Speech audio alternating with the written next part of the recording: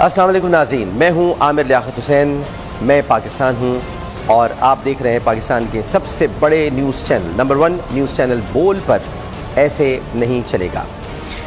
नाज़रीन मोहतरम, आज हमारे आर्मी चीफ जनाब जनरल कमर बाजवा साहब ने 8 दहशतगर्दों को जो सज़ाए मौत फ़ौजी अदालतों से दी गई उसके फ़ैसले पर तौसीक़ कर दी है और आज इस मसले पर नीले पीले चैनल पर बड़ी गुफ्तगू हुई और रुल गए बाबा ने बहुत मोहतात अंदाज़ इख्तियार करते हुए लेकिन अपने एजेंडे को फ़ौक़ियत देते हुए कोशिश ये की कि किसी तरह फ़ौजी अदालतों पर तनक़ीद की जाए और इन अदालतों को गैर आइनी करार दे दिया जाए। पूरी कोशिश इनकी यही थी। हालांकि अभी 6 जनवरी तक ये अदालतें मौजूद हैं और रुल गए बाबा तो ये कह रहे हैं कि मसवदा क़ानून तैयार हो रहा है, लेकिन मैं उस मसवदा क़ानून के बारे में उनको बता दूं कि वो तैयार हो चुका है और उनका कहना यह है कि शायद फ़ौजियों की तरफ से या फ़ौज की तरफ से या इदारों की तरफ से तो कोई ऐसी ख्वाहिश ज़ाहिर नहीं की जा रही है।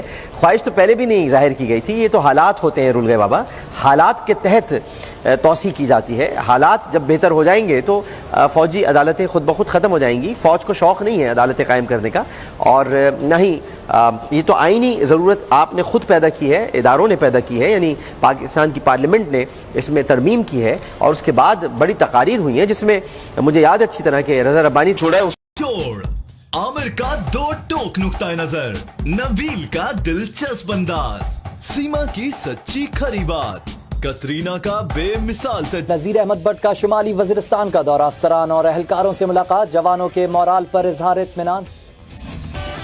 DG ranger Sindh major general Mohammad Saeed का कराची के मुख्तलिफ इलाकों का दौरा, अफसरान और जवानों से मुलाकात, ऑपरेशन को मजीद मौसर और नतीजा खेज बनाने की हिदायत। से खित्ते की मईशत मजबूत होगी, केटी बंदर से तिजारत और कराची सर्क्यूलर से सरमायाकारी में इजाफा होगा, वज़ीर आला सिंध का चीन के अखबार को इंटरव्यू। 30 दिसंबर का जलसा किसी के खिलाफ नहीं, कौमी यकजहती के लिए होगा, जलसे से तमाम सवालों के जवाब मिल जाएंगे। रहनुमा MQM पाकिस्तान फारूक सत्तार की मीडिया से गुफ्तगू। आसिफ जरदारी और बिलावल भुट्टो का ऐलान खुश आइंद है, दोनों की आमद से जमहूरियत मजबूत होगी। वजीर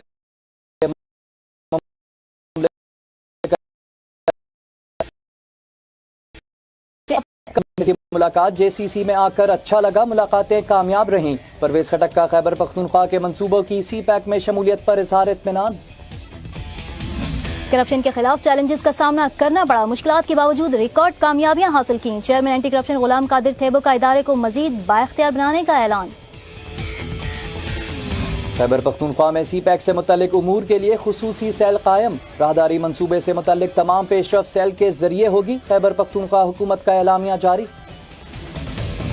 कबायली अवाम से मशावरत के बगैर फाटा से मुतालिक कानून साजी नहीं हो सकती, हम दहशतगर्द नहीं पार्लिमानी सियासत पर यकीन रखते हैं, मौलाना फजलुर रहमान का सवाबी में खिताब।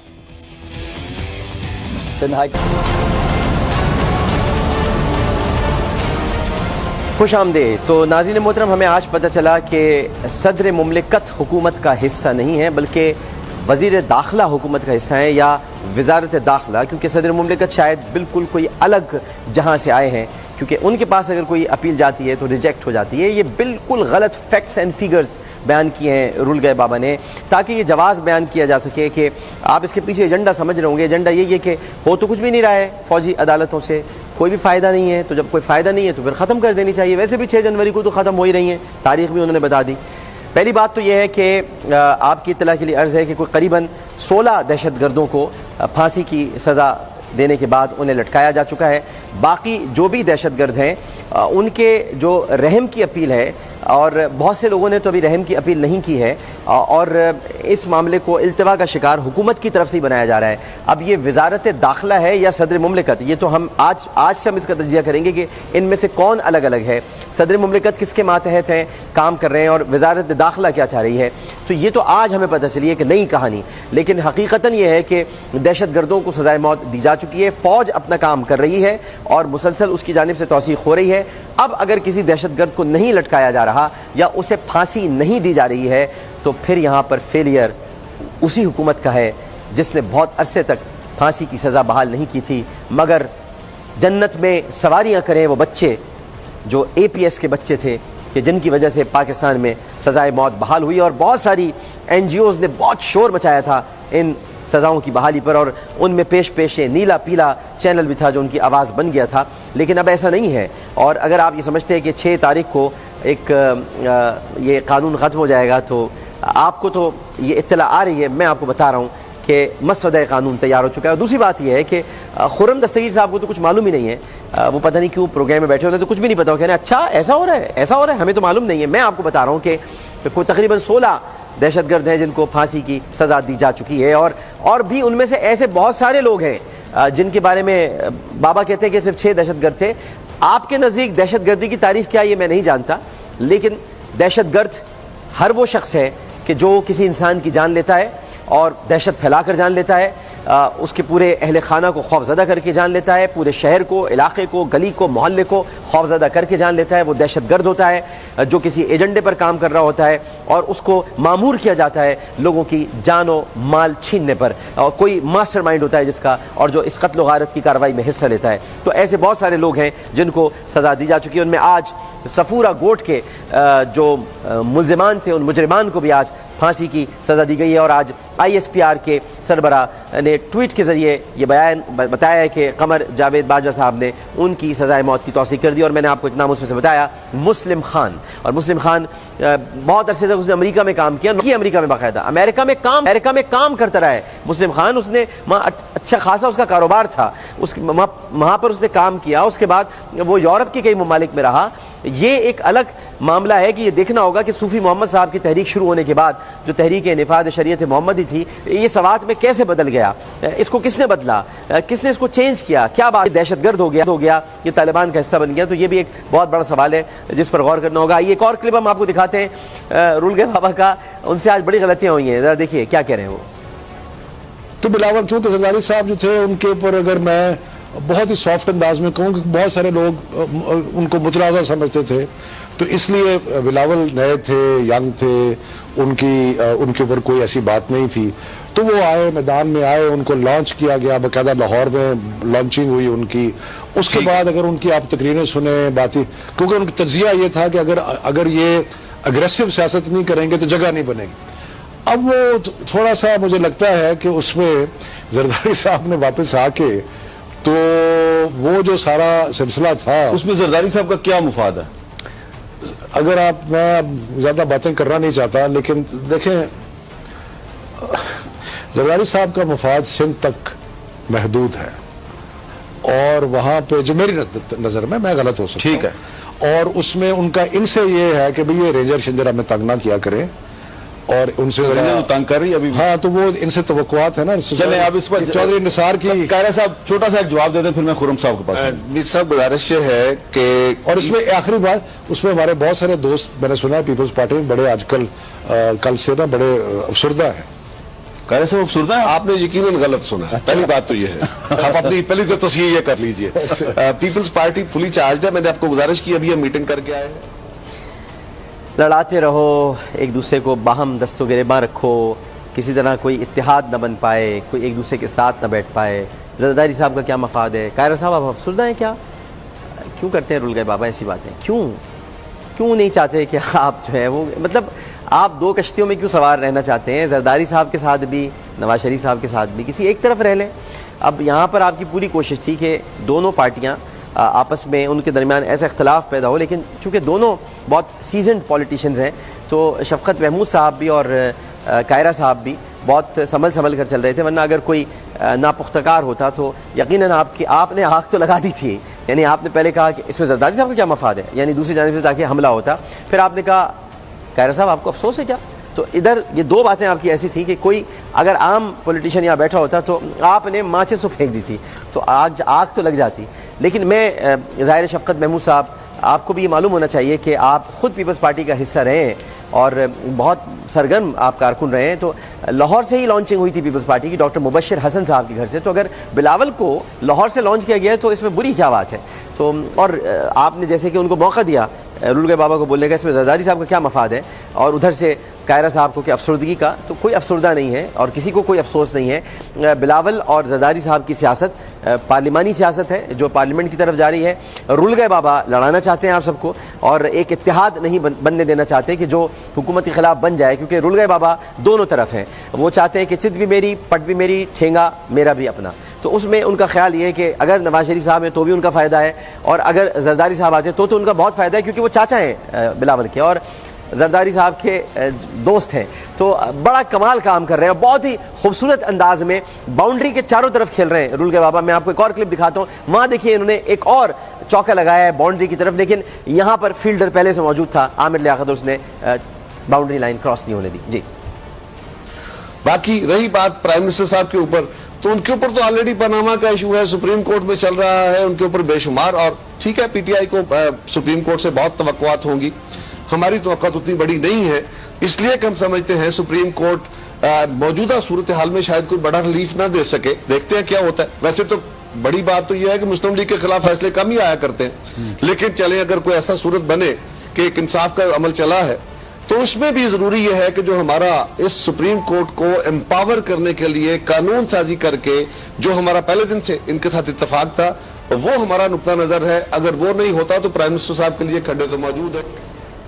स्लिप ऑफ टंग कायरा साहब, स्लिप ऑफ टंग। लेकिन कमाल इसमें यह था कि रुल गए बाबा की जानिब से कोई आवाज़ नहीं आई जब आप ये कह गए कि अदालतें तो वैसे भी इनको फ़ायदा पहुंचाती हैं, और जो आपका एक नज़रिया था जो आप थोपना चाहते थे, और आपने ख़ास तौर पर कहा कि मुस्लिम लीग के ख़िलाफ़ कम ही फैसले आया करते हैं, या आपने जुमला कहा, असल जुमला आपका ये था कि मुस्लिम लीग के ख़िलाफ़ कम ही फैसले आया करते हैं। ये बहुत बड़ा अटैक है अदालत पर, बहुत बड़ा अटैक है कायरा साहब, बहुत बड़ा अटैक कर गए आप। अगर ये स्लिप ऑफ टंग है तो इसकी आप माजरत कर लें, क्योंकि आपने कहा है कि मुस्लिम लीग के खिलाफ कम ही फैसले आया करते हैं। तो कम ही फैसले कहाँ से आते हैं? अदालत से आते हैं। तो आप अदालत पर उंगली उठा रहे हैं और आपको रोका भी नहीं रुल गए बाबा ने। ये बहुत पुराना चावल है, आराम से नहीं गलेगा ये, जिनका नाम रुल गए बाबा है। तो देखें आप कहाँ, जहाँ इनको खामोश होना होता है वहाँ ये बोलते हैं, और जहाँ इनको बोलना होता है वहाँ ये खामोश हो जाते हैं। तो यहाँ पर अगर कोई भी मुल्क से ताल्लुक़ रखने वाला ऐसा हामी एंकर होता है कि जो ये चाहे कि भाई अदालतों और सियासतदानों के दरमियान कोई इख्तलाफ पैदा होना, तो वो फ़ौरन कहता है कि नहीं आप अदालत को ना कहें, अदालतें तो सही फैसले करती हैं, लेकिन वो चुप रहे ताकि ये नोट किया जाए, और नोट करने के बाद आपको भी आपकी पकड़ाई शुरू हो जाए। आप अभी पंजाब के सदर बने और ये चाहते हैं कि आप पर एक बड़ा हमला हो अदालत की जानिब से, और ये कहा जाए, ज़ाहिर है कि अदालत कहेगी, अदालत को कहना चाहिए, और ये सवाल बनता है कि भाई आपने ये कैसे कह दिया कि सारे फैसले इनके हक में आते हैं, और वो खामोश रहे हैं। ये खामोशी बड़ी खतरनाक है ये रुल गए बाबा की। तो मैंने ये बाउंड्री से पार नहीं होने दी है, आपको अभी मैंने ये पहुंचा दी है। आप किसी भी प्रेस कॉन्फ्रेंस में या कहीं पर ये कह दीजिएगा कि ये इसका मकसद ये था, ये इस जुमले का, क्योंकि रुल गए बाबा की पूरी कोशिश थी। आप देखें बीच में एक आवाज़ चूं की नहीं आई है, चूं की आवाज़ नहीं आई है कि भाई किसी तरह से भी आपको रोक सकते, लेकिन बड़ी कमाल महारत से इन्होंने काम किया, पूरा नीला पीला करता है। आज तो इन्होंने बड़ी महारतें दिखाई हैं, अब मैं आपको बताऊंगा। इन्होंने तो आज बोर्ड उखाड़ने भी शुरू कर दिए, वो भी मैं आपको इनकी कहानी सुनाऊंगा। लेकिन एक हम आपको ज़रा चिड़ी बाबा का क्लिप दिखा दें, क्योंकि वो भी कुछ कम नहीं है। इस पूरे इदारे में कोई किसी से कम नहीं है, बल्कि इस इदारे का नाम ही होना चाहिए कि हम किसी से कम नहीं। ज़रा देखिए चिड़ी बाबा क्या कह रहे हैं। अब मेजॉरिटी ओपिनियन नून लीग में यही है कि उन होर पंगे ना लिए। एक नवा आर्मी चीफ आया है, एक नवी लीडरशिप है, Aahista Aahista live and let live. अगली इलेक्शन की तैयारी करिए, पंगे ना लीए, मिल के करिए, उन रहन दो। तो मेरा ख्याल है this message is gone down दोनों तरफ, क्योंकि दूसरी तरफ भी तो पंगे लेती है ना। तो ये तो नहीं कि प्राइम मिनिस्टर और उनके चंद साथी पंगे लेते हैं। मैं समझता हूँ अगर प्राइम मिनिस्टर को पंगे लेते हैं तो वो असूलों की बेसिस के ऊपर लेते हैं, कोई अवजात की इशू नहीं है। मैं भी तो आनू एक गल दसूं, होर पंगे ना लइए, ये भी मैं आपको मशवरा दे रहा हूँ, होर पंगे ना लइए, ये आपके लिए मेरा मशवरा है। और ये छोड़ दें ये हरकतें करना। एक तो लफ्ज़ मैं मजबूर हूँ नाज़रीन, मुझे माफ़ कीजिएगा, मैं बहुत शर्मिंदा हूँ ये लफ्ज़ इस्तेमाल करते हुए। सहाफ़त में कुछ अल्फाज का इस्तेमाल जो चिड़ी बाबा जैसे सहाफ़ियों के आने से हुआ है, ख़ास तौर पर टेलीविज़न पर, क्योंकि लिखने में बात कुछ और होती थी, बहुत लिखने और जो लिखा हुआ पढ़ने वाले कारी होते थे वो बहुत सारी चीज़ें नज़रअंदाज कर देते थे, और दूसरी जानिब से एडिटोरियल की जानिब से ये कहा जाता था कि ये जुमला गलत हुआ है, एतज़ार छपते थे अखबारों में। लेकिन अब ये लफ्ज़ पंगा, ये पंगा एक बड़ा ही बेहुदा लफ्ज़ है, लेकिन अब मुझे इस्तेमाल करना पड़ रहा है क्योंकि चिड़ी बाबा को यहाँ पर मुझे बेनकाब करना है। तो उन्होंने लफ्ज़ पंगे इस्तेमाल किए कि मुस्लिम लीग नून में ये एक ख्याल पाया जाता है, एक ओपिनियन है कि होर पंगे ना लिए, यानी मजीद पंगे ना लें, तो चिड़ी बाबा ने बड़े ही खूबसूरत अंदाज में ये बता दिया है कि नवाज शरीफ साहब पहले पंगे लेते थे, यानी पहले पंगे लिए हैं, होर पंगे ना लिए, यानी पंगे लिए हैं। इसका मतलब राहिल शरीफ से पंगे लिए हैं, इसका मतलब इदारों से पंगे लिए हैं, है ना? यही बात हुई ना चिड़ी बाबा। तो आप कह गए हंसते हंसते हुए, वो ज़ाहिर है 10:30 बजे के बाद पता तो होता नहीं है कि क्या कह रहे हैं आप, तो आपने कह दिया कि होर पंगे ना लिए, तो इसका मतलब पहले पंगे लिए जा रहे थे, और पंगे हम सही कह रहे थे, इसका मतलब पंगे चल रहे थे। डॉन लीग्स पंगा था, है ना जी, मोदी का आना पंगा था, है, उसके अलावा कुलभूषण यादव का नाम लेना पंगा था, सरताज साहब का भारत जाके कहना कि मेरी भारत में बड़ी इज्जत अफजाई पंगा था, है ना, पंगा चाहिए। उसके अलावा मजम्मत का खुलकर इजहार नहीं करना, 15 अगस्त की तकरीर के बाद मोदी की कुछ नहीं गुफ्तगू, पंगा था। तो होर पंगे ना लिए, ये ओपिनियन पाया जाता है, इसका मतलब पंगे लेते थे वो। और मजीद आपने ये भी फरमा दिया कि वजीर आजम उसूलों की बुनियाद पे पंगे लेते हैं। वाह वाह वाह वाह वाह वाह वाह वाह, क्या कह रहे हैं भाई आपके, भाई माशाल्लाह, भाई माशाल्लाह। यानी वजीर आजम जब पंगे लेते हैं तो उसूल होता है, यानी पंगे लेने का भी उसूल है। वाह भाई वाह, क्या पंगा है भाई ये, भाई क्या कमाल पंगा मारा है आपने कि पंगे लेने का भी उसूल है। इसकी और दूसरी जानिब से जो पंगे लिए जाते हैं, बताया कि दूसरी जानिब से भी लिए जाते हैं, यानी फौज भी पंगे लेती है। भाई वाह भाई वाह, भाई क्या कहने हैं आपके, भाई नीला पीला कमाल कर दिया भाई। यानी फौज भी पंगे लेती है, और नवाज शरीफ जब पंगे लेते हैं तो उसूल से लेते हैं, बाकी सब बेउसूल पंगे लेते हैं। और आप जो पंगे ले रहे हैं इस वक्त, तो वो क्या पंगे हैं? ये तो ऐसे पंगे हैं कि बस इसमें भी एक पंगे से एक लफ्ज आता है, लेकिन वो बचते हैं, तो वो मैं बजा नहीं सकता, लेकिन वो ऐसी चीज़ है। तो मकसद कहने का ये है कि अगर पंगे इस तरह लिए जा रहे हैं, और आप कह रहे हैं कि दूसरी जाने से भी पंगे लिए जा रहे हैं, नवाज शरीफ साहब पंगे ना लें, तो ये तो आपने आज साबित कर दिया है कि मियाँ साहब पंगे लिया करते थे और उसूल की बुनियाद पे लेते थे पंगे। ये बड़ी खतरनाक बात है। वक्फे से आकर इस पर जरा गुफ्तगू करेंगे मजीद, लेकिन पहले आपको दूसरा क्लिप भी तो आपका दिखाएं, आपने और क्या किया, जरा दूसरा क्लिप देखें ना। हाँ, कश्ती को आगे और ये समझते हैं आपके जरदारी साहब ने भी इस सबक से कुछ सबक लिया। हाँ बिल्कुल, ऐसे क्या कमाल की दिल खुश की तरह। बहुत अच्छे। तो अब आप जरदारी साहब को कुछ इसके बरक्स ना कोई एडवाइस नहीं, मेरी सुनते कहाँ है, मेरी कौन सुनेगा सेठी साहब? उन्हें कहें फोकस करें ऑन द 2018 इलेक्शन, और अगर वो नवाज शरीफ साहब की छुट्टी करा सकते हैं विदाउट छुट्टी कराउफाइंग दी गवर्नमेंट, तो उसमें कोई हर्ज नहीं है।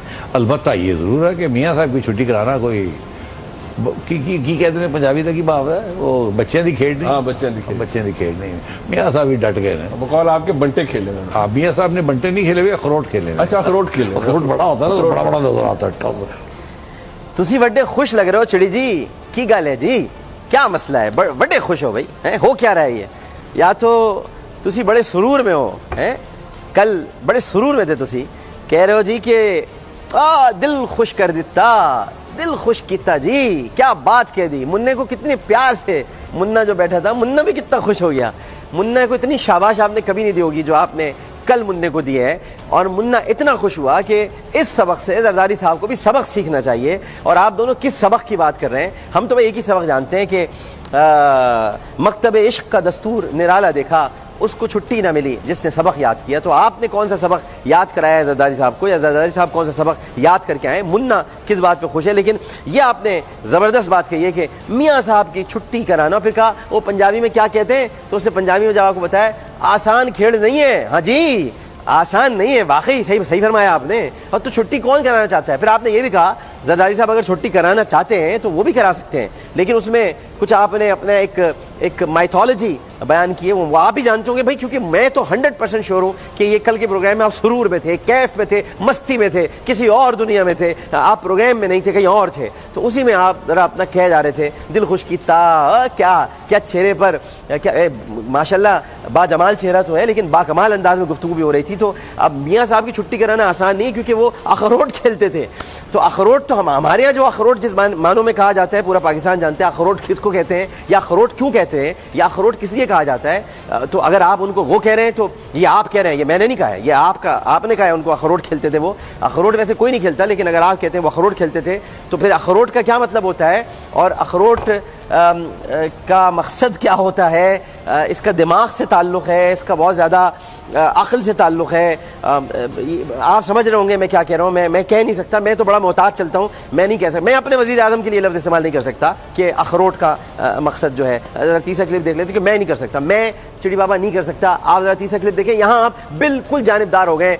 कराची में आपको सिर्फ एक सियासी जमात नज़र आ रही है और आपको कोई नज़र नहीं आ रहा। मैं आपको बताता हूँ और कौन कौन सी सियासी जमातें भी हैं। जी ज़रा क्लिप देखें। वो जो कराची पॉलिसी है उसके दो पहलुओं में से एक पहलू रखे और दूसरा पहलू जो है वो फौज को कन्विंस करे कि दूसरा पहलू छोड़ दिया जाए। वो क्या है, एक पहलू तो प्योर एंड सिंपल टेररिज्म है, मिलिटेंसी है, टेररिज्म है, फॉरेन एजेंसियां हैं, एक आध सियासी जमात भी इन्वॉल्व है, उसके जो एक ग्रुप है वो इन्वॉल्व है। दूसरी तरफ ये कि करप्शन, सियासतदानों की करप्शन को लिंक करना विद टेररिज्म, ये शायद ज्यादती है। सारे 99% ऑफ पॉलिटिशियंस करप्शन जो है वो अपनी जेब में डालते हैं, वो टेररिज्म नहीं प्रमोट करते। अलबत्ता जो लोग भत्ता भी इकट्ठा करते हैं वो टेररिज्म भी प्रमोट करते हैं, बिकॉज भत्ता भी तो टेररिज्म के जरिए ही इकट्ठा होता है। और टेररिज्म सिर्फ तालिबान की नहीं है, इंडियन एजेंट्स की नहीं है, टेररिज्म तो सड़कों पे भी टेररिज्म है ना। ब्लैकमेलिंग, रैंसम, भत्ता कलेक्शन, ऑल दिस, मर्डर्स, इंतकामी कार्रवाइयाँ सियासी, ऑल दिस इज टेररिज्म। तो मैं समझता हूँ कि एक तो शायद एक ये असेसमेंट थी वहाँ कि अब वो जो अब डॉक्टर आसिफ भी छूटने वाले हैं, मेरा ख्याल है उनको भी बेल मिल जाएगी, because at the end of the day जब आप कुछ प्रूव नहीं कर पाते हैं और अदालतों में ड्यू प्रोसेस की बात आती है तो वो 3-6 महीने की बात होती है, 6 महीने से ऊपर नहीं आप खींच सकते। चिड़ी बाबा ने आज करप्शन की बिल्कुल नई तारीफ बताई है कि करप्शन 99% सियासतदान करते हैं तो वो पैसा अपनी जेब में रखते हैं, वो दहशतगर्दी नहीं करते। हम तो यही सुन रहे थे कि सारा पैसा करप्शन का होता है जिससे गनें खरीदी जाती हैं, ये सब करप्शन का पैसा होता है जिससे गोलियां खरीदते हैं। करप्शन से बड़ी दहशतगर्दी क्या होगी? लेकिन ये चूंकि करप्शन ही के खिलाफ हैं, ये जो है ये करप्शन ही के खिलाफ है, क्योंकि करप्शन के खिलाफ है ये, और चाहते हैं कि करप्शन पर कोई बात ना हो। क्योंकि मैं आज आपको जब हम दिखाएंगे पलट तेरा ध्यान किधर है, तो हम आपको बताएंगे करप्शन पर एक साहब कह रहे हैं कि करप्शन मेरा हक है, तो ये करप्शन ही के खिलाफ है। करप्शन को समझते हैं कि बहुत ही कोई मामूली सी शय है। करप्शन एड्स है sir, AIDS, acquired immuno deficiency syndrome, AIDS है, एड्स। और आप कह रहे हैं करप्शन की कोई अहमियत नहीं है। करप्शन जो है वो तो देखे ना, एक आध सियासी जमात को छोड़कर, और वो चूंकि भत्ता भी लेती है और वो उसका एक ग्रुप जो है, क्यों ये कलदम तंजीमों को भूल गए आप? कराची में लियारी गैंग वॉर किसका था? उज़ैर बलोच भत्ते लेता था कि नहीं लेता था? उज़ैर बलोच का पूरा एक गैंग मौजूद था। और अभी जो लोग गिरफ्तार हो रहे हैं उसके चैनल के लोग हैं, जो रेंजर्स यहाँ पर कार्रवाइयाँ कर रही है, तो क्या सिर्फ उस ग्रुप के लोगों को गिरफ्तार कर रही है जिस सियासी जमात की तरफ आपका इशारा है, या और भी लोग गिरफ्तार हो रहे हैं? कलदम तंजीमों के लोग भी गिरफ्तार हो रहे हैं। तो चिड़ी बाबा बददयानती का मुजाहरा मत क्या कीजिए। मैं किसी से मुखासमत नहीं रखता, लेकिन आप भी जब गुफ्तगू करें तो सारी जमातों को सामने रखकर करें। पीपल्स पार्टी के अंदर भी बहुत भत्ता लेने वाले मौजूद हैं, मुस्लिम लीग में भी मौजूद हैं, पकड़े गए हैं। इसी तरह से कलदम सियासी जमातों में हैं, एमक्यूएम के अंदर मौजूद हैं, एमक्यूएम का एक ग्रुप मौजूद है जिसके बारे में आप जिक्र करें, उसी ग्रुप की तरफ आप बात करें। लेकिन उसके अलावा भी बुफे में बहुत कुछ मौजूद है, जरा उसकी तरफ भी तवज्जो दें। लेकिन ये जो आपने आज तशरीह की है करप्शन की, भाई मेरी तो आपने मेरे इल्म में इजाफा किया है, मैं बहुत शुक्रिया अदा करता हूं आपका कि करप्शन एक बहुत छोटी सी चीज है, बाकी भत्ता बड़ी चीज है, ब्लैकमेलिंग बड़ी चीज है, बट करप्शन नहीं। करप्शन तो 99% लोग करप्शन करते हैं सियासतदानों, मसला ही नहीं है कोई, वो तो अपनी जेब में लेके जाते हैं, मसला ही नहीं है कोई। करप्शन इस मुल्क का कोई मसला नहीं है। ऐसे नहीं चलेगा, वक्फा ऐसे नहीं चलेगा।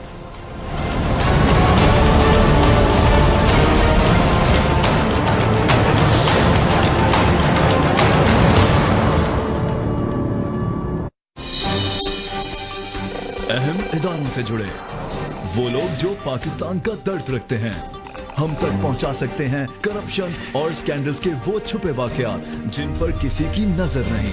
और फिर शुरू होती है हमारी तहकीक, जिसे हमारे एक्सपर्ट्स हर जाविये से परखते हैं। महीनों की तफ्तीश और हकाइक की तलाश के बाद पर्दा उठता है और सामने आता है टॉप सीक्रेट, पाकिस्तान की सबसे बड़ी इन्वेस्टिगेटिव रिपोर्ट, सिर्फ बोल न्यूज पर।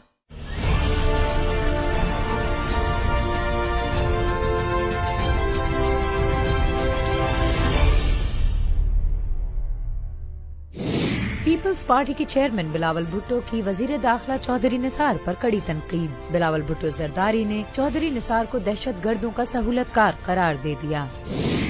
बेनजीर भुट्टो शहीद की 9वीं बरसी पर जलसे से खिताब करते हुए बिलावल भुट्टो ने कहा कि वजीर दाखिला दहशतगर्द तंजीमों की सहूलतकारी के इल्जामात पर मुस्तफी होने की बजाय सुप्रीम कोर्ट को धमकियां दे रहे हैं।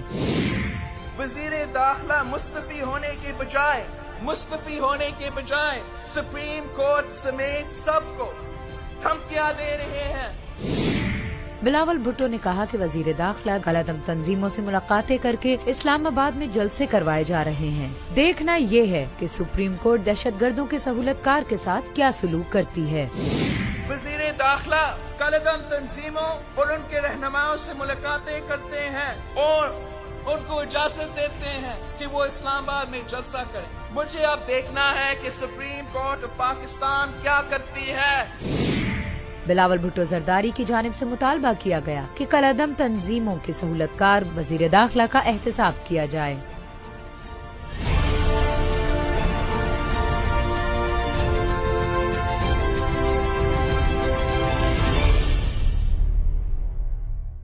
ये है पाकिस्तान का सबसे बड़ा न्यूज रूम। पाकिस्तान के एक एक शहर में फैला, दुनिया के कोने कोने से जुड़ा 200 से ज्यादा DSNGs का जाल पहुंचाएगा अल्ट्रा HD न्यूज आप तक। और साथ होगी पाकिस्तान की सबसे बड़ी news team, 50 reporters live Pakistan के चीफ न्यूज ऑफिसर के साथ।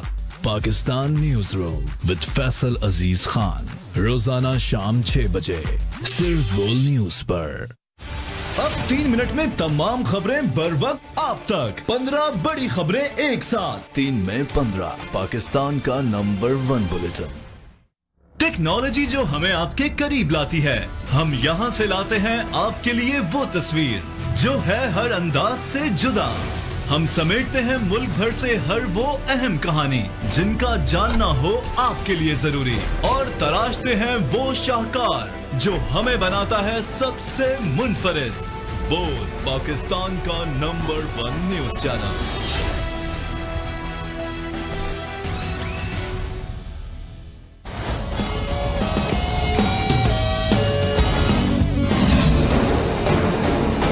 आर्मी चीफ की 8 दहशतगर्दों की सजाए मौत और 3 दहशतगर्दों की उम्र कैद की तौसीक।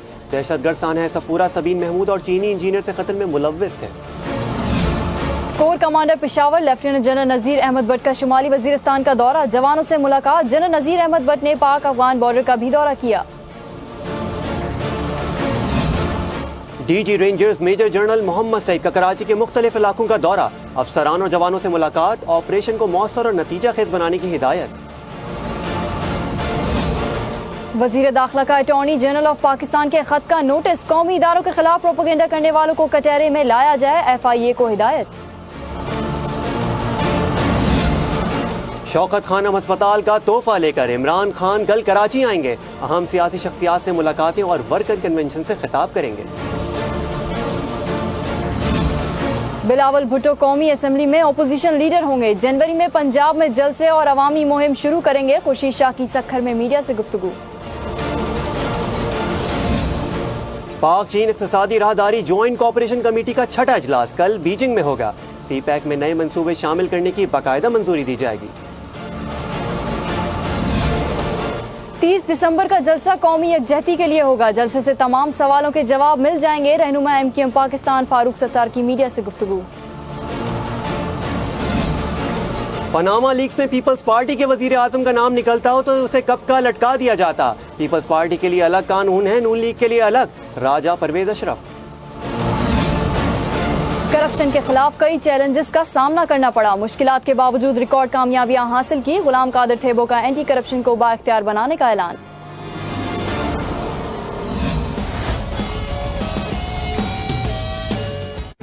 हम आपके तारीफी पैगामात और बेइंतहा हौसला अफजाई पे आपके शुक्रगुजार हैं, लेकिन अभी हम इश्तिहारात नहीं लेना चाहते। बोल का पहला प्यार पाकिस्तान और बोल की अव्वलीन तरजीह पाकिस्तान की वो तस्वीर सामने लाना है जो अब तक कोई ना दिखा सका। आपके इश्तिहार और आपका ताउन हमारे लिए काबिल इज्जत और सताइश है और वक्त आने पर हमारी अव्वलीन तरजीह भी। मगर इस वक्त सिर्फ मुस्बित पाकिस्तान हमारी प्रोडक्ट और हमारी तवज्जो का मरकज है। बोल, पाकिस्तान का नंबर 1 न्यूज चैनल। आप देख रहे हैं पाकिस्तान का नंबर 1 शो, ऐसे नहीं चलेगा। खुशामदीद नाज़रीन, हमारे यहाँ एक चैनल ऐसा है कि जब उस पर कोई भी ब्रेकिंग न्यूज़ आती है तो आप लोगों का फ़र्ज़ है कि उसका वॉल्यूम आहिस्ता कर दें, क्योंकि वो इतनी ज़ोर से चीखती हैं उधर की एंकर्स। अब हम आपको बता रहे हैं, और आदमी एकदम परेशान हो जाए। अगर हंडिया पक रही हो तो वो चूल्हे से गिर जाए, अगर कोई घर में आ रहा हो तो वो सीढ़ियों से गिर सकता है और मौत वाक़ हो सकती है किसी भी इंसान की। और अगर किसी का दिल कमज़ोर है तो वो उस चैनल को ना देखा करे। उसका नाम हमने रखा है खूब कमा चैनल, खूब कमा। तो उस खूब कमा चैनल ने कल एक हरकत की है। सहाफ़त का एक तरीक़ा होता है कि एक तो आपकी अपनी चीज़ होनी चाहिए, आप किसी जगह से उठाएँ। ये एक तहलका वेब TV है, उधर से इन्होंने ये क्लिप उठाया, उसके बाद इन्होंने ये क्लिप चलाया और राय तक नहीं रही किसी दूसरे आदमी से कि उससे तो पूछ लें कि उसके बारे में ये बात की जा रही है कि ये बात दुरुस्त भी है कि नहीं है। लेकिन वो चीख पुकार जो इन्होंने मचाई है 10-15 मिनट तक, और जो इनका काम है, इससे पहले इनको कई नोटिस पैमरा की तरफ से दिए जा चुके हैं झूठी खबरें चलाने पर। पता नहीं इनके मालिकान के कानों पर जू तक नहीं रेंगती है कि वो रोके किसी तरह से। लेकिन अब क्या करें, यहाँ तो आवे का आवा ही बिगड़ा हुआ है। यहाँ तो खबर वही है जिसमें सनसनी हो। जब तक सनसनी नहीं होगी तो खबर नहीं बन सकती। पूरे शहर में, पूरे मुल्क के अंदर एक हैजान बपा कर देना इस खूब कमा चैनल का काम है। इनके 2 क्लिप्स मैं आपको दिखा रहा हूँ आज से। मैंने सोचा है कि मैंने इनको छोड़ा हुआ था और मेरी कोशिश थी कि मैं इनके चैनल के जो बाबे हैं, एक तो पारस पत्थर है वहाँ पर, उसके अलावा एक मलिक बाबा हैं, तो इन सबको मैं छोड़ूंगा। इनकी गलतियाँ जो ये बहुत बड़े बड़े ब्लंडर्स कर रहे हैं उस तरफ ना हो। एक शहजादे भी हैं वहाँ पर, लेकिन उसके बावजूद जब ये बाज नहीं आएंगे और इस तरह की खबरें आप चलाएंगे जिसकी कोई वक़्त नहीं है, आप पूछे तो जिस खबर से जिस आदमी का ताल्लुक है उससे आपको पूछना चाहिए। फिर आपका अपना क्लिप नहीं है ये जिस वेब टीवी का था वो असद खरल साहब की है, जिसका नाम है तहलका वेब टीवी। और असद खरल साहब ने फौरी तौर पर इस क्लिप को हटा दिया वहां से जब उनको मालूम हुआ कि ये गलत है, ये गलत खबर है, इसको गलत अंदाज में। और फिर किसी का माइक खुला हुआ है, वो अपने तौर पर कोई बात कह रहा है, आप नाम तो दूसरे लोगों के लिए जा रहे हैं ना, उनका नाम लिया जा रहा है ना। अगर वो बात कर भी रहे हैं तो 2 और लोग भी हैं जिनके नाम लिए जा रहे हैं, उनसे आपने पूछा नहीं है। उनका माशरे में कोई मकाम ही नहीं है, उनसे आप पूछेंगे नहीं, अपनी मर्जी से आप चला देंगे। आज इन्होंने मुझसे पूछने की कोशिश की तो मैंने इनसे कहा मैं आपको इंटरव्यू नहीं दे सकता, मैं आपकी सनसनी खेजी में मजीद इजाफा नहीं कर सकता, क्योंकि आप सनसनियां फैलाते हैं। आप पहले पूछना चाहिए था आपको ये चलाने से पहले। देखिए तो कल इन्होंने क्या चलाया, देखिए जरा देखिए। इसलिए रिपोर्टर्स के मशवरों से होने लगे, आमिर लियाकत को लें या नबील गबोल को, नईमुल हक मशवरे लेने लगे हैं। आमिर लियाकत कैसा आदमी है? नईमुल हक का सवाल। आमिर लियाकत के क्लिप्स चल जाएंगे? रिपोर्टर्स का जवाब, नबील गबोल भी तो पार्टी में आना चाहते हैं। नईमुल हक का ऐसा कहना था, नबील गबोल मुनासिब रहेंगे। रिपोर्टर्स ने यह कहा है, किसको लिया जाए, क्या रिपोर्टर्स फैसला करेंगे? पाकिस्तान तहरीक इंसाफ पार्टी के फैसले रिपोर्टर्स के मशवरों से होने लगे।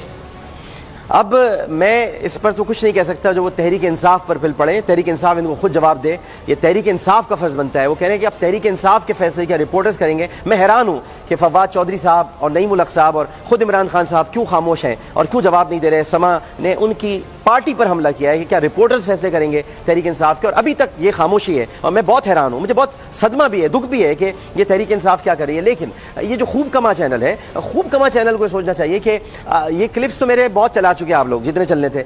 अब मैं क्लिप्स चलाऊंगा आप लोगों के, और खूब कमा चैनल के अब क्लिप्स मेरे पास से चलेंगे। अब जरा फिर आपके बारे में बात होगी कि बड़े क्लिप्स चल रहे हैं खूब कमा चैनल के, तो ये आपका फर्ज बनता था कि जब आप 2 नाम ले रहे हैं तो उन दोनों से आप पूछें। सहाफती उसूल है कि जब आप दूसरी तरफ की खबर दें और अगर माइक खुले भी रह गए हैं तो आपको पूछना चाहिए था कि मुझसे बात करनी चाहिए थी, नबील गबोल साहब से पूछना चाहिए था कि हमारा भी कोई इरादा है कि नहीं है। मतलब ये कि रिश्ता आया है, लड़की से तो पूछ लो भैया, या रिश्ता तो किसी ने दिया नहीं है अव्वल तो, और अगर आया है तो लड़की से तो कोई पूछे, या लड़के वाले आए हैं तो लड़के वाले तो पूछ लें कि भाई लड़की के घर जाएं कि नहीं जाएं, जो भी जिस तरफ है। लेकिन आपने तो अपने तौर पर वो सनसनी फैलाई है पूरे शहर में। और अगर इतना ही आपको सवाल जवाब का शौक है तहरीक इंसाफ से, तहरीक इंसाफ से सवाल जवाब का बहुत शौक है ना आपको, तो इधर भी तो सवाल करते। इधर देखिए, जहां पर 42 लोग, अब तक की इत्तला के मुताबिक 42 लोग कच्ची शराब पीने से मर चुके हैं, और उस शराब में आफ्टर शेव लोशन मिलाई गई थी। क्या मिलाया गया था?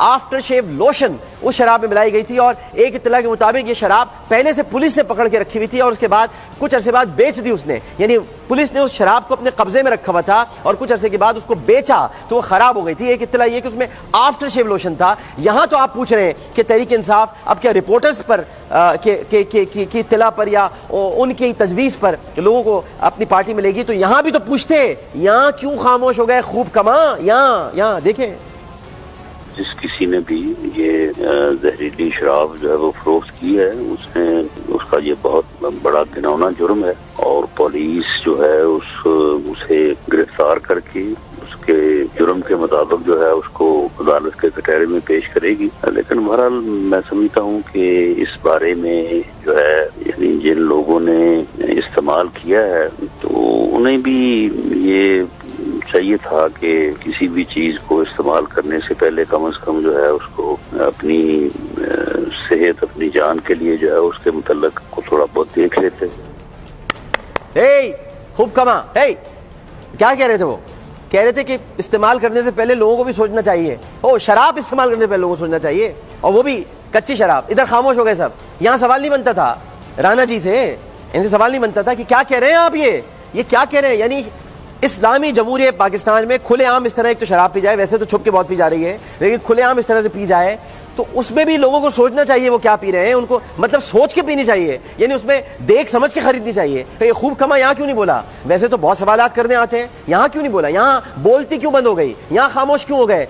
कहीं नून लीग से अंदर ही अंदर कोई साजबाज तो नहीं हो गई है? क्योंकि तहरीक इंसाफ पर भी पिल पड़े हैं आप, है ना। और अब क्या तहरीक इंसाफ ये फैसले करेगी? तो इसका मतलब तहरीक इंसाफ पर आप पिल पड़े हैं, उनके माइक खुले हैं या नहीं है, उधर आप बात कर रहे हैं। नून लीग के लिए जरा थोड़ा सा नरम गोशा आया है क्योंकि मालिक तो इसके पाकिस्तान में रहते नहीं है, दुबई में रहते हैं और उनके बारे में भी बहुत सारी बातें हैं जो कहने वाली हैं। लेकिन अगर इसी तरह छेड़छाड़ जारी रही और हल्की फुल्की गोलाबारी अगर सरहद के पार होती रही तो बहुत कुछ बताएंगे, बहुत कुछ बताएंगे। मेरे तो जितने क्लिप चलाने चलाओ भाई, चलाओ, जितने चलाने चलाओ। मैं तो देख देख के खुश होता हूँ बहुत। अच्छा नई कोई चीज लाना, मगर पुराने क्लिप बहुत देख लिए भाई, बहुत देख लिए, बहुत देख लिए, कोई नए चलाना। ठीक है, चले अब चलते हैं जरा हमारे गूगल बाबा के बारे में। सुना ये है, दो इत्तलात हैं। एक तो इत्तला कंफर्म नहीं है तो मैं उस पर कोई तफसीर नहीं कर सकता, लेकिन बता आपको जरूर दूंगा कि एक इत्तला ये है कि गूगल बाबा ने नीला पीला छोड़ दिया है। लेकिन मुझे इस पर यकीन नहीं है क्योंकि वहाँ पर गूगल बाबा के लिए बहुत सारी आसानियाँ और भी हैं, मैं कभी आपको बाद में बताऊंगा। लेकिन दूसरी इत्तला यह है कि गूगल बाबा की शादी हो रही है और जो मैं आपको बहुत अरसे से बता रहा था कि शादी होने वाली है। उन्होंने बहुत आसरे दे के रखे हुए हैं होने वाली दुल्हन को। शादी वो जहाँ कर रहे हैं बिल्कुल सही जगह कर रहे हैं। ऐसे आदमी नहीं है, बहुत अच्छे इंसान है वो, कोई गलत काम नहीं करते, लेकिन अच्छी जगह शादी कर रहे हैं। मगर उसको लटकाया हुआ था बहुत अरसे से उन्होंने। तो मैं ये कहता था कि ससुराल किस मुँह से जाओगे बाबा, शर्म तुमको मगर नहीं आती। तो माशाल्लाह शादी वादी होने जा रही है तो मुमकिन है कि वो शादी की तकरीबात में शिरकत करने गए हो। लेकिन एक वहाँ पर नए बाबा आए हैं, हमारे दोस्त हैं, उनका नाम है मिथन बाबा। तो मिथन बाबा ने वहाँ पर आकर इनकी जो चेहरा है वो बड़ा मिलता है एक बहुत भारत है ना, वहाँ पे तो सारा भारत है, तो उधर एक मिथुन से बहुत मिलता है इनका चेहरा। तो मिथुन बाबा ने कल बड़ी अजीब व गरीब बातें की हैं। तो पहले जरा हम मिथुन बाबा का पहला क्लिप देखते हैं। मिथुन बाबा वो दावे कहाँ गए? पूरी आपने कैंपेन बिल्ड की बिलावल के इर्द गिर्द, बिलावल कि वो कैंपेन को लीड करेंगे, हुकूमत के खिलाफ तहरीक चलेगी, हुकूमत को लग पता जाएगा। उन ऐलानात का क्या हुआ सर आज?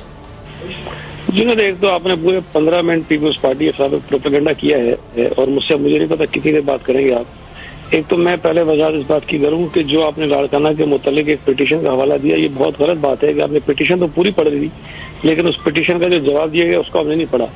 90 अरब रुपए ना लाड़काना में खर्च हुए हैं और ना ही कोई इसके करीब अमाउंट है। ठीक है, तो ये अपने रिपोर्टर से कहें कि जाके वहां से पहले कलेक्ट करे जो एग्जैक्ट डेटा है उसको, और वो बताया कि 2008 से लेके 2013 तक कितने पैसे। सही सर, माजूर की सवाल तो चीफ जस्टिस का था सर कि 90 अरब रुपए मुख्तस किए गए। ये गलत बात है। चीफ जस्टिस साहब को नहीं, मेरी बात सुने ना, मुझे बात करने दें। आपने इतनी लंबी तकरीर की, मैंने कुछ नहीं किया, मेरी बात सुने पूरी। आप किस तरह टीवी चैनल से अगर प्रोपेगेंडा करेंगे तो हमारा जवाब पूरा सुना करें ना आप। जो गलत बात है वो चीफ जस्टिस साहब ने जो आपने उनके रिमार्क्स बताए, अगले दिन कोर्ट में उन्होंने कहा कि बात करें सर जितनी भी करना चाहिए, लेकिन ये प्रोपेगेंडा नहीं है, ये कोर्ट की एक समाअत है सर, और जो फिगर्स हैं वो उसी से आए हैं। सुन रहे हैं ना भाई, अब आपने जब बात इतनी सुना रहे थे, मैंने आपको बीच में कुछ नहीं। आप कह रहे हैं कि लाड़काना को आपने पाकिस्तान का सबसे तरक्की याफ्ता शहर बना दिया? जितना मेरे भाई जितना आप बता रहे हैं ऐसा भी नहीं है। आप खुद जाइए और अगर चुन चुन के 8-10 गलियां दिखाएंगे जहाँ पे काम नहीं हुआ वो अलग बात है, लेकिन मजमूई तौर पर अगर लाड़काना नवाबशा की बात करेंगे वो बहुत काम हुआ है। मिथुन बाबा, सईद गनी भाई सही कह रहे हैं, मेरे बच्चे, मेरे प्यारे से बच्चे, वो बिल्कुल सही कह रहे हैं। आपका रिपोर्टर गलत है, और जो लाड़काना में आपका रिपोर्टर है मैं जानता हूँ कौन है, उसको मैं अच्छी तरह जानता हूँ। वो ऐसे ही चवल मारता रहता है, ऐसे खबरें दी हैं लाड़काना वाले रिपोर्टर ने, क्योंकि वो कई जगहों पे रिपोर्टिंग करता है और आपको उल्टी सीधी रिपोर्टें देता है। वो बिल्कुल सही कह रहे हैं, इस तरह नहीं है। और जो पिटिशन जो पूरी है वो आपको पढ़नी चाहिए थी, वो आपने नहीं पढ़ी है। और सईद गनी है सीजन पॉलिटिशियन, वो अब निचली सतह से उठकर उन्होंने सियासत में कदम रखा है। वो हर लेवल पर रहे हैं। वो कराची पीपल्स पार्टी के सदर भी रहे हैं, वो कारकुन भी रहे हैं, आज वो सेनेटर तक पहुंचे, तो वो सब जानते हैं। ज़रा देख समझ के बात किया करें। सईद गनी कोई मामूली इंसान नहीं है और उन्होंने बहुत ठीक ठाक तरीके से आपको जवाब दिया। एक तो आप बिलावल बिलावल, तो भाई बिलावल बिलावल बिलावल दावे, किस किस्म के दावे चाहिए थे आपको? क्या चाहते थे आप? क्या आपको बिलावल आते और नीले पीले की दर्रा उखाड़ के फेंक देते? क्या चाहिए था भाई? बिलावल ऐसे आएंगे भाई, ऐसी काम करेंगे और क्या करेंगे? ऐसी होती है लॉन्चिंग। जा तो रहे असेंबली में अब, और क्या करें? क्या चाहते क्या है वो? क्या करें? आपके पास आए, आपके पास आकर बैठ जाएं, आपको आके कहें मिथुन तुम बहुत अच्छी लग रही हो, क्या कहें वो आकर आपको? वो तो यही कहेंगे, वो लग रहे हो तो नहीं कहेंगे, उनके मुंह से निकल जाते हैं कभी लग रही हो, तो फिर आप ये आपको लग जाएगी। तो और बिलावल से आप क्या चाहते हैं उनसे कि बिलावल बिलावल बिलावल बड़ा नाम लिया जा रहा था, दावे किए जा रहे थे, और फिर आप एकदम पिटिशन पर आ गए कि वहाँ लाड़काना में बहुत काम हुए। जाके देखिए तो सही, जरा अपने स्टूडियो से बाहर भी तो निकला करें। एक लाड़काना का दौरा क्यों नहीं कर लेते? जाके देखिए लाड़काना में क्या क्या काम हुआ है और क्या नहीं हुआ है, कुछ देख के आया करें कि बजट में कितना रखा गया। और लाड़काना छोटा शहर नहीं है, लाड़काना बहुत बड़ा शहर है, लाड़काना भी बहुत बड़ा शहर है। ये हम चूंकि कराची में बैठे होते हैं तो हम समझते हैं सिंध के बाकी सारे शहर छोटा छोटा कोई शहर नहीं है। हैदराबाद भी बहुत बड़ा है भाई, हैदराबाद जाना कभी। सखर बहुत बड़ा है जहां खुर्शीद शाह साहब होते हैं, नवाब शाह बहुत बड़ा है, यहां तक कि दादू भी बहुत बड़ा है। जाना तो जाके पता चलेगा। कराची में रहते हो आप, बस समझते हो कि कराची बहुत बड़ा। कराची फैला हुआ है लेकिन बड़े शहरों में शुमार होते हैं भाई ये सारे शहर भी। एक और जरा आप देखिए क्या आप कर रहे हैं और आपके साथ सईद गनी साहब ने क्या किया। जी सुने। ठीक है, और ये जो दोनों सीट्स आप अब वॉलंटियरली खाली हो रही हैं, तो ये दोनों जो आपके एमएनए थे इनकी अटेंडेंस बहुत अच्छी थी, और जो अज़ा पेचो उनके हस्बैंड इसलिए जाने जाते थे सिंध में कि वो किसी की सिफारिश नहीं मान रहे, तो उनको पहले साइडलाइन किया गया, अब उनसे भी इस्तीफा लिया जा रहा है। तो ये अवाम की बेहतरी के लिए कर रहे हैं आप लोग? मैं फिर आपको कह रहा हूँ कि आप फैक्चुअली इनकरेक्ट हैं और आपको शायद मालूमात नहीं है। उनको एजुकेशन से हटा के हेल्थ में लगाया गया, और हेल्थ एजुकेशन से ज्यादा इम्पोर्टेंट डिपार्टमेंट है। वो सेक्रेटरी हेल्थ है सिंध गवर्नमेंट के अंदर, ठीक है ना। और दूसरी बात यह है कि दोनों हमारे अच्छे पार्लियामेंटेरियंस हैं, अयाज सुमरो साहब भी और डॉक्टर अजरा फजल पेशियो साहिबा भी। लेकिन अगर बिलावल भुट्टो जरदारी साहब आना चाहते हैं और आसिफ अली जरदारी साहब आना चाहते हैं असेंबली के अंदर, तो ये मैं समझता हूँ कि उनके लिए भी एजाज है कि उनकी नशिस्तों पर वो जीत कर आ रहे हैं। और बिलावल साहब का और जरदारी साहब का असेंबली में आ जाना, इस असेंबली की जो हैसियत है उसमें उसका इजाफा होगा, उसकी वक़्त बढ़ेगी। इमरान खान और नवाज शरीफ साहब दोनों पार्लियामेंट को बेवकूफ। मिथुन बाबा, गूगल बाबा की हाजिरी तो बहुत अच्छी थी, फिर उनको हटाकर आपको क्यों बिठा दिया गया? ये क्या हो गया?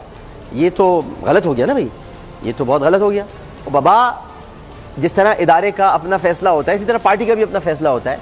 क्या बच्चों जैसे सवालात आप करें? उनकी मर्जी, वो जिसको चाहे नशिस्त पे लेकर आए, वो इस्तीफा अपनी खुशी से दे रहे हैं, और वो चाहे तो इस्तीफा ले भी सकते हैं। वो पार्टी के टिकट पे आए थे भैया, पार्टी टिकट समझते हैं आप? पार्टी टिकट का मतलब ये होता है कि पार्टी का सरबराह, जो पार्लियामेंटेरियंस का सरबराह होता है, वो किसी भी सूरत में किसी भी वक्त टिकट वापस ले सकता है। और किसी और ये तो एक तो फुप्पी है डॉक्टर अजरा फजल पेचो, ये बिलावल की फुप्पी जान है, सगी फुप्पी है, ये पता है बात आपको? वो सगी फुप्पी हैं, वो अपने भतीजे के लिए सीट नहीं खाली करेंगी। और अयाज सुमरो साहब बहुत पुराने कारकुन है पीपल्स पार्टी के, आप जानते हैं उनके बारे में कुछ? वो पीपल्स पार्टी के लिए सीट खाली नहीं करेंगे। वो भाई पार्टी की मर्जी है, वो जिसको चाहे लेकर आए। और आ भी कौन रहा है? बाप बेटा दोनों आ रहे हैं। आसिफ जरदारी साहब आ रहे हैं, अगर वो अपनी बहन की सीट पर आते हैं तो क्या भाई बहन ने भाई के लिए नशिस्त खाली कर दी? और अगर अयाज सुमरो साहब ने अपने चेयरमैन के लिए नशिस्त खाली कर दी तो ये तो बहुत बड़े एजाज की बात है। ये उनसे जाके पूछिए दोनों से। आप कह रहे हैं उनकी तो हाजिरी भी बड़ी अच्छी थी, उन्होंने सीट क्यों खाली कर दी? हाजिरी का सीट से क्या ताल्लुक है भाई? उनकी मर्जी। जब कुछ जाहिर है वो गूगल बाबा चले गए, मिथुन बाबा आपको करना पड़ रहा है, तो आपको तो सवालात आते नहीं करने, आप फंस गए। और फंसे भी तो पहले दिन सईद गनी साहब ने फांस लिया आपको। यार बा खुदा को माने आप यार, ऐसे नहीं करते सवालात भाई। उनकी ये पार्टी है, पार्टी में ऐसे टिकट तकसीम होते हैं। अब आपसे पूछेंगे क्या? आपसे मशवरा लेंगे, आपको खत लिखेंगे, एसएमएस करेंगे, व्हाट्सएप करेंगे, क्या करेंगे भाई? हमें बता दो मिथुन बाबा क्या करें, किसको दे टिकट, क्या करना चाहिए हमको भाई? आसिफ जरदारी साहब को असेंबली में लेके जाना है, बिलावल को असेंबली में लेके जाना है। मिथुन बाबा बताओ, मिथुन बाबा बताओ हम क्या करें? ऐसे नहीं करते यार, ऐसे नहीं चलेगा यार, ऐसे नहीं चलते, ऐसे बिल्कुल नहीं चलता। तो ठीक है, अब क्या कर सकते हैं? आपको जरा 2 स्लाइड्स दिखाता हूं मैं, बल्कि क्लिप दिखाता हूं आपको मैं। और 2 क्लिप्स जब मैं आपको दिखाऊंगा तो आपको बड़ा मज़ा आएगा, क्योंकि एक क्लिप है नीले पीले चैनल का, और पहले आपको नीले पीले चैनल के लिए दिखाते हैं कि उसने क्या कमाल से कोई चीज़ दबाई है। और दबाने का तरीका क्या है, एक तो होता है फेड आउट कर देना वॉइस को, और एक होता है कि वॉइस पर वॉइस को चढ़ा देना, यानी आवाज़ पर आवाज़ आ जाना, ठीक है, ओवरलैपिंग करना। और ओवरलैपिंग जो होती है वो होगी एंकर की, और जो ओरिजिनल वॉइस होगी वो दब जाएगी, क्योंकि एंकर ओवरलैपिंग करेगा। लेकिन यहीं पर एंकर ने ओवरलैपिंग क्यों की, इसी जगह पर। फिर आपको मैं दूसरा क्लिप दिखाऊंगा तो आपकी समझ में आएगा हाथ कंगन को आरसी क्या। जी, के तो स्कैंडल ही स्कैंडल है, सस्ती रोटी स्कैंडल, या yellow cab scandal, Danish school scandal हो, या Asghar Khan case, Osama bin Laden से पैसा लेना हो, या मेहरान बैंक स्कैंडल हो, LNG स्कैंडल हो, या Nandipur scandal, Hudaibiya paper mill scandal हो, या मॉडल टाउन मैसेकर हो। मगर मैं आज सिर्फ और सिर्फ दुनिया के सबसे बड़े माली स्कैंडल तक तवज्जो देना चाहता हूं, यानी पनामा स्कैंडल।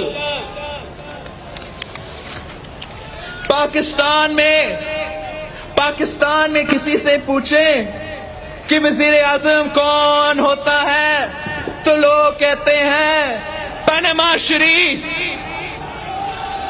गली गली में शोर है, गली गली में शोर है,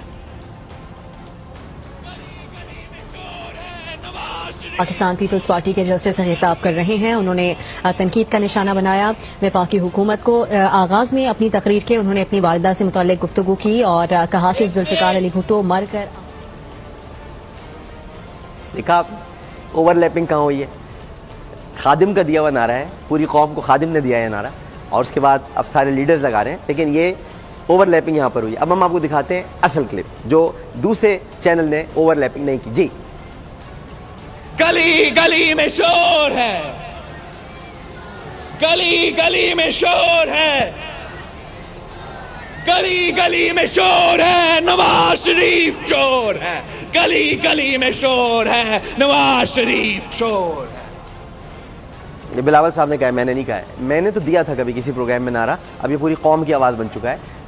अल्हम्दुलिल्लाह इस तहरीक में कभी कोई हिस्सा होगा तो ये शामिल होगा, क्योंकि नारा दिया हुआ था। बहरहाल ये बिलावल साहब के इस नारे को नीले पीले ने दबा दिया। अब आपको ताल्लुक़, अब तो मैं इतना खुल खुल के आपको रोज़ बताता हूँ ताल्लुक़, और कैसे बताऊँ ताल्लुक़, कैसे साबित करूँ आपको किस तरह के ताल्लुक़ात हैं, किस किस्म के ताल्लुक़ात हैं, कैसे बने हुए ताल्लुक़ात हैं, कहाँ ओवरलैप, यानी एंकर्स तक जो हैं वो वहाँ पर तैयार हो चुके हैं। अब वहाँ पर ज़ाहिर एक निखट्टू बाबा भी तो हैं जो पहले यहाँ बोल में आए थे पूरी न्यूज़ वगैरह देखने के लिए। वो निखट्टू बाबा सब करवाते हैं ये सारे काम, उन पर भी कभी बताएंगे, उनकी भी बहुत सारी बातें हैं। तो निखट्टू बाबा हिदायत दे रहे होते हैं और निखट्टू बाबा की हिदायत पर पूरा चैनल चल रहा होता है। तो खैर ये तो अपनी जगह पर है, लेकिन एक बात आपको और बताऊं कि इस नीले पीले ने एक बड़ी हरकत की, और वो हरकत हंसी आ रही है कहते हुए कि उनको पता है सामने मैं ही बैठता हूँ।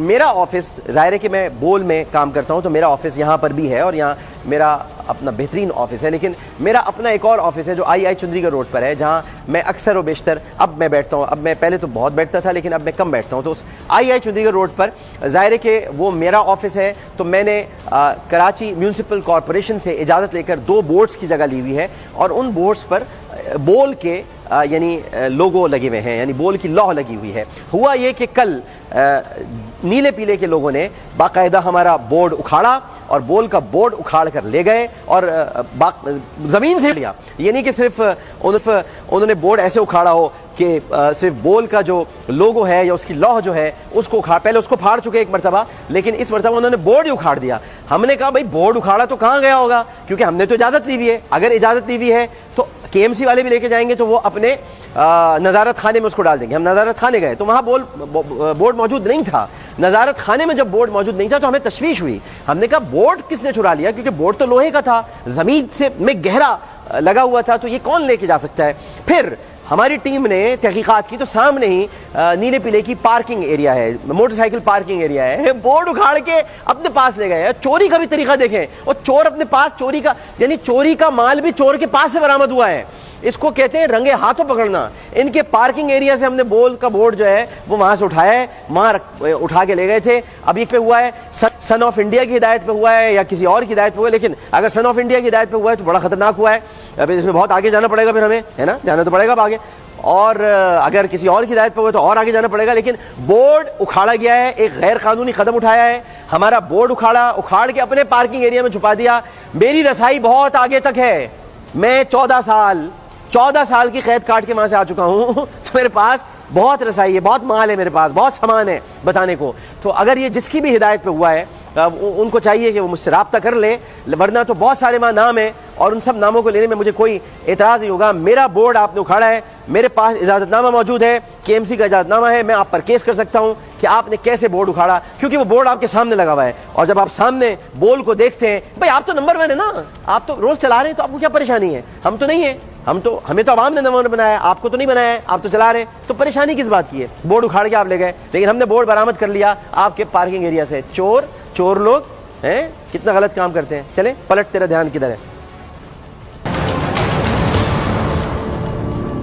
के लिए होता रहा। अच्छा ये बताए, जब भी आपकी हुकूमत आती है पाकिस्तान पीपल्स पार्टी की, उसके ऊपर करप्शन के क्यों चार्जेस लग जाते हैं?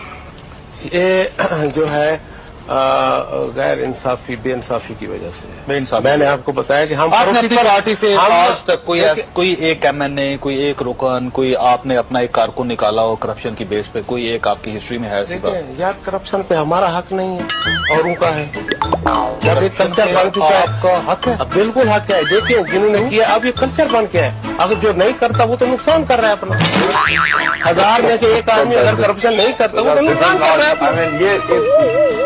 यार अच्छा करप्शन पे आपका हक है, यार क्यों नहीं आता यार?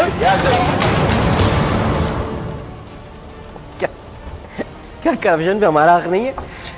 सही बात है, सही बात, बिल्कुल सही। देखिए कितना आपको फॉलो करते हैं चिड़ी बाबा लोग, कितना फॉलो करते हैं आपको, कितना आपकी हिदायत पर लोग अमल करते हैं, और खासतौर पे पीपल्स पार्टी के लोग कितना करते हैं। कह रहे क्या करप्शन में हमारा हक नहीं है? बिल्कुल है जी सर, आप ही का हक है जी, सब पर आपका हक है।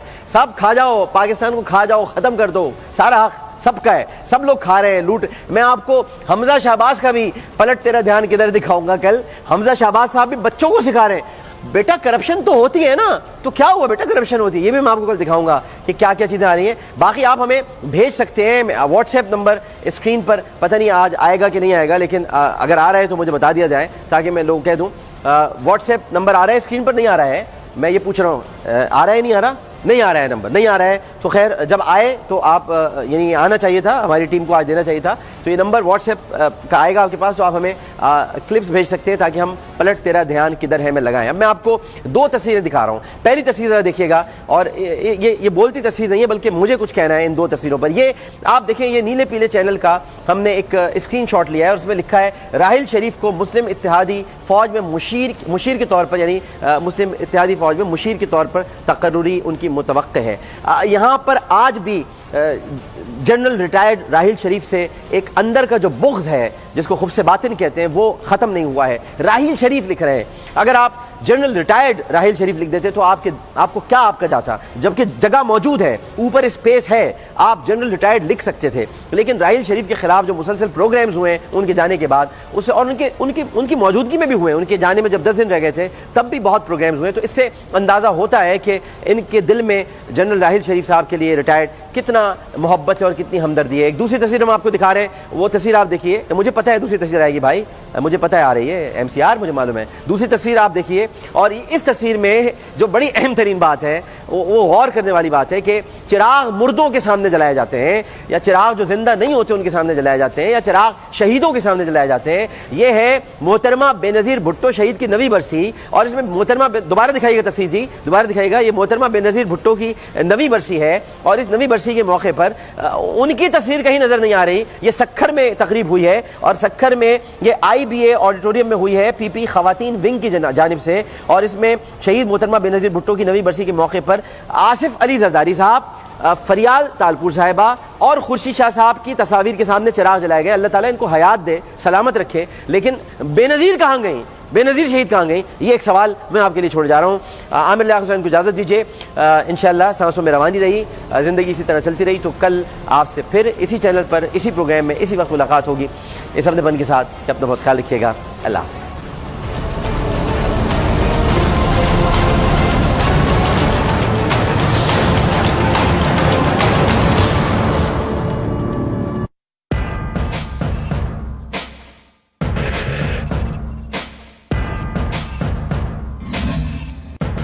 पंद्रह साल से उसूली मौक़िफ़, दो टोक अंदाज, सीधी बात, कोई एजेंडा नहीं, आजाद, बेखौफ और जारहाना अंदाज के साथ डॉक्टर शाहिद मसूद, पाकिस्तान के सबसे मोतबर तज्जिया निगार, सिर्फ बोल न्यूज पर। पाकिस्तान और 180 ममालिक में फैला ब्यूरोज और रिपोर्टर्स का जाल, रोशनी की रफ्तार से तेज बोल की खबर।